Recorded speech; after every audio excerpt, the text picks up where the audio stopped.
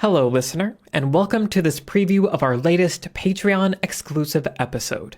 To continue the conversation and listen to the full episode, head over to the Beyond the Screenplay Patreon. The link is in the show notes. Hello, and welcome to this patron-exclusive episode of Beyond the Screenplay, the podcast where each episode we do a conversational deep dive analysis into a film. Today we are on week 3 of our Summer Impossible season, and we are talking about the winner between Asteroid City and Elemental. We gave the vote to the patrons, and they chose Asteroid City, the 2023 film, written and directed by Wes Anderson. I'm joined by the Beyond the Screenplay team, Trisha Rand. Hello, everyone. Brian Bittner. Hello, hello. And Alex Calleros. Hi.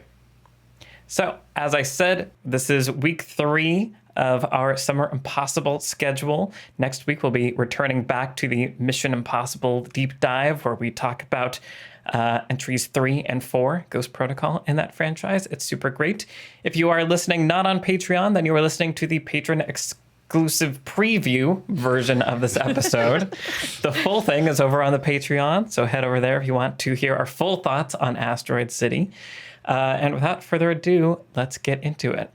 So, I knew nothing about this movie going into it. I didn't see any trailers, any clips. I saw a still frame of Jason Schwartzman split screen with Tom Hanks, and they were on the phone, and that's kind of all I knew.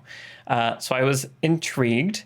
The history that I have with Wes Anderson is complex, as we've talked about before on the show, where I was really into him. And then the hotel movie... The hotel movie. Like, Grand Budapest ejected Hotel. me. Yeah, Grand Budapest Hotel, like, didn't work for me. And I was like, I don't know about this. And then I kind of tuned out. And then begrudgingly recently saw The French Dispatch and kind of loved it. And so I went into this movie with cautious optimism.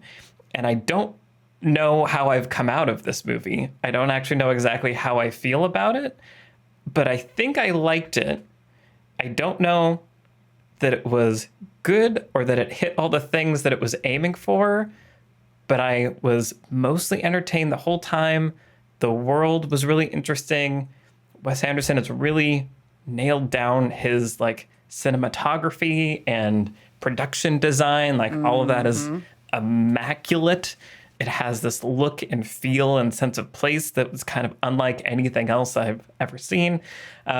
So there's a lot going on in this movie. Ultimately, I think the third act kind of lost me and kind of left me underwhelmed. And it was shorter than I was expecting. And usually that would be cause for celebration. But this time I was like, wait, but we set up a bunch of stuff. Then it didn't really, I don't know. So that's where I'm at currently with this movie. And I'm still trying to figure out how I feel. And I expect we will get into it more as we continue. Brian, what were your thoughts on this movie? I was thinking as I was walking out of the theater, I was like, there's so many emotions that a movie can make you feel, right? And I realized that of all of them, I think my favorite is Any, which this movie failed to do. Wow.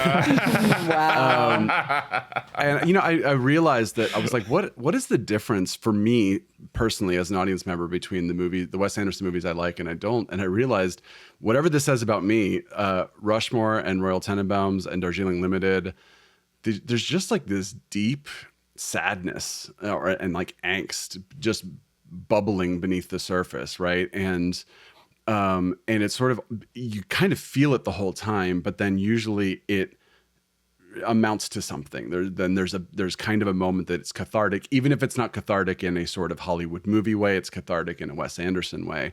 And it seems like over the last decade or so, he has tried to take a step back even further from that, where he's like, these characters have stuff going on. Like, this movie is very clear. Like, the two characters say to each other, like, we are really, upset and we can't express that. That's why we talk like this. Your mother died. You're telling us our mother died? Yes. Come give me a hug. Thank you, Father. Let's have some ice cream. It's that sort of, but it's like, it's not an accident. It's not like he doesn't know that that's not what scenes are in most movies. Right. But ultimately it just leaves me going, okay, yeah, you had a little thing at the end that the Margot Robbie scene is kind of lovely, fine at the end, but then it's followed by the you can't wake up if you don't fall asleep. But like ultimately, I'm just left feeling like I was lightly entertained for a while, and then wasn't really sure why I came here, and it's an unfortunate feeling. But it's really French Dispatch in this and a couple of the others. Moonrise Kingdom, I think, is a really interesting middle ground, which we've talked about, where it's like the movie never gets like super emotional, but there is just like a feeling in that movie that just feels like it's really present throughout. And this movie, I just never felt like I was watching anything other than some pictures and some people talking, unfortunately. That's where I fall in Asteroid City. Okay, cool. Well, Alex, why don't you chime in and riff off of that? Sure. Yeah. Similar to Brian, in general, are kind of my feelings. It was interesting because, I had the same experience of like the lack of emotion being evoked in me, because I agree with you, Brian. The movies of his that I do like Royal Tenenbaums, like Moonrise Kingdom, there's something that is evoked from the whole of it all. Like there's this time and place and setting and these characters and this stage of life it's exploring, and the synergy of all those things with the Wes Anderson-ness of it all, like adds up to something. And I think this movie, there's been this annoying thing recently with like, hey, use AI to like generate Lord of the Rings, but Wes Anderson directed it. It kind of felt like this was just like, hey, AI, like show me like a new Wes Anderson movie that Wes Anderson directed. And it felt like it was like a greatest hits of, this is a very Wes Anderson scene. Like there's somebody with a horrible tragedy who's now going to talk about it in deadpan with his children. Like there's that scene.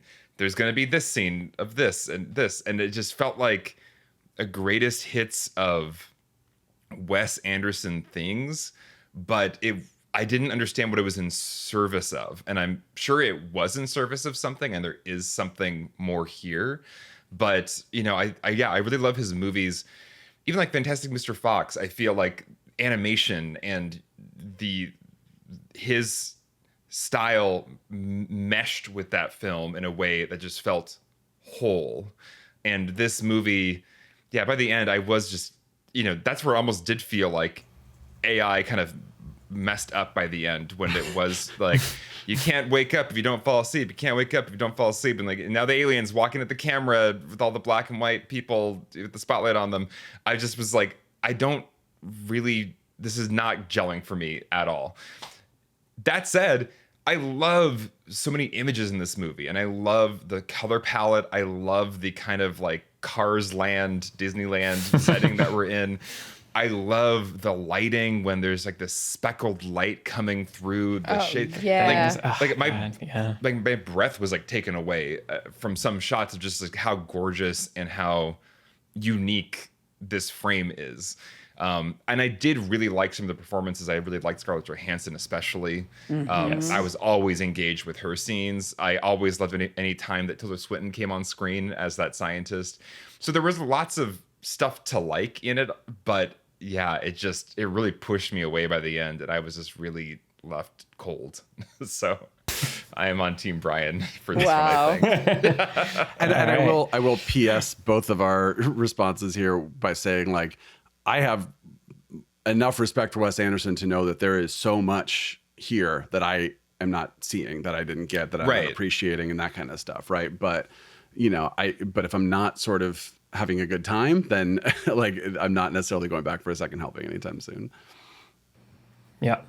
Okay. Well, Trisha, Pearls before I was sitting swine. next to What's you. happening, everybody? Wow. I like this movie. Michael could probably tell that. He was sitting right next to me. Yeah. Did you see? I can't remember what scene it was. I think it was after the alien encounter, and then it cuts to like 1 week later or whatever, and like they're all quarantined in the thing. And I literally sat up in my chair, and did this with my hands, like, ooh, what's going to happen? If you can't see what I'm doing, I'm sort of rubbing my paws together like a hungry raccoon. I was like, what's gonna happen next? Yay! I just had a blast. I agree. I think that like the texture and the vibe of this world is just so pervasive and strong and beautiful. Like the desert landscapes are just stunning. All the like pastels and the production design is ridiculous. And the way that it's all like shot and framed, it just evokes such a strong emotion. Even more than like something like Grand Budapest to me. Because I think that this feels more, at least all the stuff in the desert just feels so cohesive and like rendered as like one complete package of a world. Whereas sometimes I feel like in some of his bigger movies, if I can put it that way, there's a little bit of sprawl to them that it doesn't kind of all feel as contained and tight as this does. And yeah, I mean, it's very play-like, right? Where it's like one setting, here's the 8 characters that you need to know or whatever. There's more than 8, by the way. But here's the main 8 characters that you need or what have you. So I thought that was absolutely stunning. And I was super bought into it from the word go. The nested frame story piece of it is not something I was expecting, but ultimately really works for me. I mean, I guess I understand the sentiment of feeling like there's the ambition and the complexity of the way that the story is approached and the themes, which I think there are more than one. There's like kind of a lot jammed in. I think that there might be too much in this movie to find one thing and connect to it really strongly on an emotional level. Hope you enjoyed this preview clip. To continue the conversation and listen to the entire episode, head over to the Beyond the Screenplay Patreon. The link is in the show notes.